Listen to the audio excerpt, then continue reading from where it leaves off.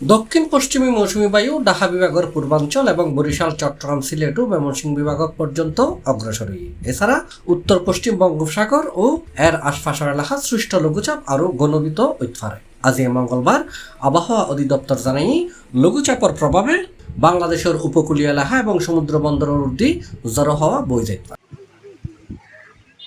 চট্টগ্রাম, কক্সবাজার, পায়রা ও মোগলা সমুদ্র বন্দরের 3 নম্বর স্থানীয় সতর্ক সংকেত দেখাইতে হই আবহাওয়া অধিদপ্তর। সেই সাথে উত্তর বঙ্গোপসাগরের তাগুন্যায় মাছ ধরার নৌকো ট্রলার কিনুরি পরবর্তী নির্দেশ নদিয়ান পর্যন্ত উপকূলের কাছাকাছি থাকিয়ে সাবধানে চলাচল করতে অনুরোধ করা হয়।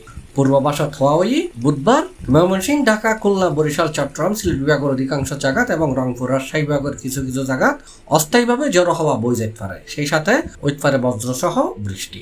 আবহাওয়া অধিদপ্তর জানাই খুলনা, বরিশাল, চট্টগ্রাম বিভাগের হন হন জায়গাত মাঝারি ধরনের ভারীতুন অতি ভারী বর্ষণের সম্ভাবনা আছে। এতে সারা দেশের দিন এবং রাতের তাপমাত্রা সামান্য কমিতে পারে বলেও জানাই আবহাওয়া অধিদপ্তর।